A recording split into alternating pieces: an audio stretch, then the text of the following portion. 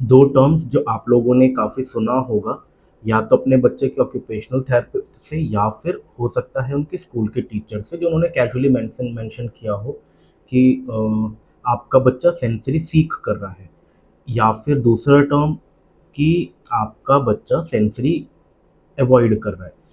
अब सवाल ये उठता है कि इन दोनों का मतलब क्या है? क्या होता है सेंसरी सीकिंग बिहेवियर और क्या होता है सेंसरी अवॉइडिंग बिहेवियर?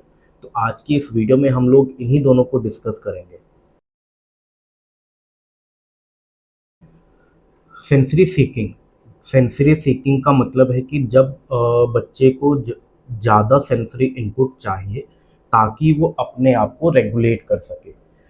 तो इन बच्चों के लिए जंप करना, इधर-उधर भागना, स्पिन करना, चीज़ें मुँह के अंदर डालना, चीज़ों को टच करते हुए जाना या कुछ भी चीज़ को हाथ में रखना, ये सारे जो सेंसरी बिहेवियर्स हैं, ये होते हैं खुद को रेगुलेट करने के लिए।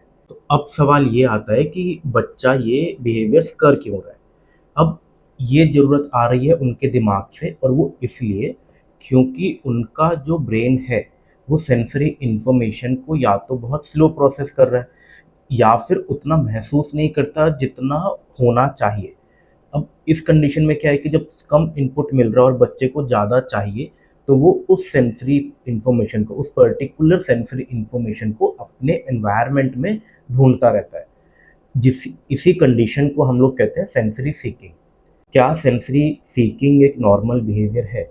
तो सेंसरी सीकिंग एक नॉर्मल डेवलपमेंट का पार्ट हो सकता है तभी तक जब तक वो बच्चे के डेली रूटीन को हैम्पर ना करे। डेली रूटीन जैसे स्कूल में जाके पढ़ाई करना, बच्चों के साथ सोशल प्ले करना, बर्थडे पार्टीज़ में जाना, सोशल गैदरिंग्स अटेंड करना। तो अगर बच्चे का सेंसरी सीकिंग बिहेवियर इन सब चीज़ों को इम्पैक्ट ना करे, तो वो एक नॉर्मल डेवलपमेंट का पार्ट है। बट अगर ये सारी चीज़ें सेंसरी सीकिंग बिहेवियर्स की वजह से हैम्पर हो रहे हैं, तो ये वो रेड फ्लैग्स हो सकते हैं जिसको हमें एज अ पेरेंट कंसिडर करना चाहिए। सेंसरी अवॉइडर्स, सेंसरी अवॉइडर्स हम लोग उन बच्चों को कहते हैं जो सेंसरी इनपुट से दूर रहने का ट्राई करते हैं।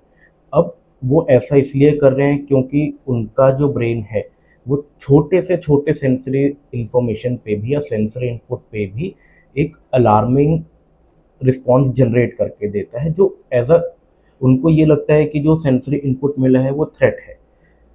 जैसे कि बच्चे का प्रेशर कुकर की सीटी पे कान बंद कर लेना, या फिर हेयर कटिंग को टॉलरेट ही नहीं कर पाना।